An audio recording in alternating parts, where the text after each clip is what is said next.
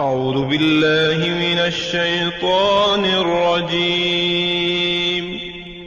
پناہ مانگتا ہوں میں اللہ کی شیطان مردود سے۔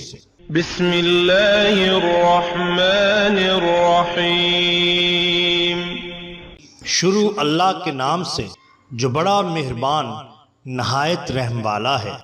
دا باٹم لائن کے ناظرین اکرام، السلام علیکم۔ محترم ناظرین، ہم اپنی آج کی ویڈیو میں ایک گستاخ کیسے خچر بن گیا، خدا کا انوکھا عذاب آپ کے سامنے پیش کریں گے جو یقیناً آپ کے لیے نصیحت امیز ہوگا۔ ناظرین، ماں اور باپ ایک اکائی ہوتے ہیں، اس لیے دونوں کی عزت و احترام اور ادب ہم پر لازم ہے۔ ماں کا یقیناً مقام بہت بلند ہے، لیکن اس کا مطلب ہرگز یہ نہیں ہے کہ والد کو دوسرا اور تیسرا درجہ دیا جائے۔ اگر ماں کے قدموں کے نیچے جنت ہے تو باپ کی بلا ہے۔ ناظرین کرام، اس واقعہ کے راوی یحییٰ بن ابی کثیر ہیں۔ وہ بیان کرتے ہیں جب سیدنا موسیٰ اشعری رضی اللہ تعالیٰ عنہ اور سیدنا ابو عامر رضی اللہ تعالیٰ عنہ نے رسول اللہ صلی اللہ علیہ وسلم کی خدمت میں حاضر ہو کر اپنے اسلام کا اعلان کیا اور آپ صلی اللہ علیہ وآلہ وسلم سے بیعت ہوئے تو آپ صلی اللہ علیہ وآلہ وسلم نے ان سے دریافت فرمایا، تمہارے قافلے میں ایک خاتون تھی جسے فلاں نام سے پکارا جاتا تھا، اس کا کیا حال ہے؟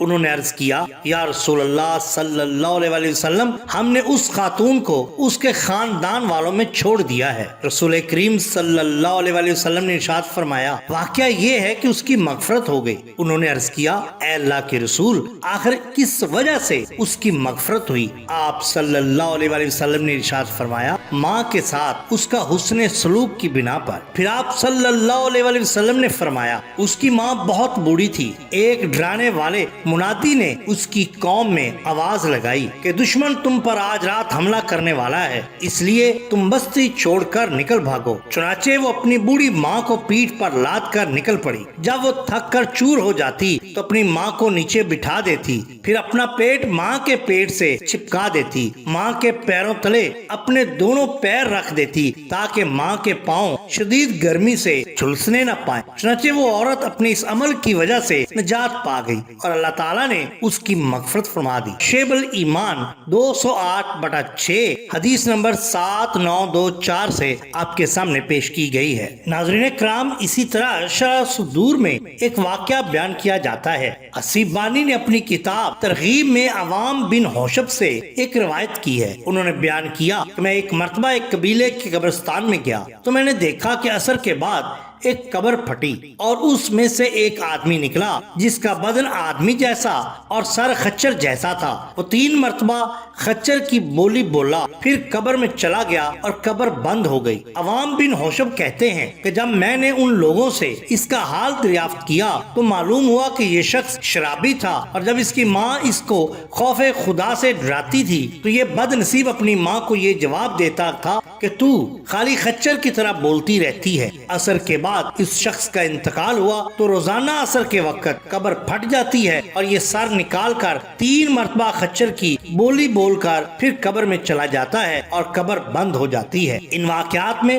عذاب قبر کی ہولناکیوں سے ہر مومن کے لیے عبرت کا سماع ہے۔ عذاب قبر حق ہے اور ہر مومن کو اس کی فکر لازم ہے۔ قبر میں اعمال صالحہ کے سوا کوئی رفیق نہیں، یہ بڑی کٹھن منزل ہے۔ امیر المومنین حضرت عثمان رضی اللہ تعالیٰ عنہ جب کسی قبر کے پاس کھڑے ہوتے اس قدر روتے تھے کہ آنسوؤں سے ان کی داڑھی تر ہو جاتی۔ لوگوں نے کہا، آپ جنت اور دوزخ کے ذکر سے اتنا روتے ہیں جتنا قبر کے پاس روتے ہیں؟ تو آپ نے فرمایا، یہ پہلی منزل ہے، اگر یہ آسان ہو گئی تو اس کے آگے آسانی ہی آسانی ہے، اور اگر یہ منزل دشوار ہو گئی اس کے آگے تمام منزلیں دشوار تر ہوتی جائیں گی۔ اللہ اکبر، سچ فرمایا مولانا علمی نے۔ واسطے حق کے نہ ایسی راہ چل، قبر میں جس سے ہو تجھ کو کچھ خلل، قبر میں جانے کی بھی کچھ فکر کر، اونچے اونچے یہاں تو بنوائے محل، روشنی قبر کا سما کر، ہیں یہاں بیکار سب شمع و کنول۔ محترم ناظرین، اگر آپ کو ہماری یہ ویڈیو پسند آئی ہو تو لائک کیجئے، سبسکرائب کیجئے ہمارے چینل دا باٹم لائن کو، تاکہ ہم آپ کے لیے اور بھی بہترین ویڈیوز لا سکیں۔ اپنے دوستوں کا، گرد و نواح کے لوگوں کا بہت خیال رکھیے۔ اللہ اور اللہ کے رسول صلی اللہ علیہ وسلم سے بے حد محبت کیجئے۔ آپ کا بہت شکریہ۔ اللہ حافظ۔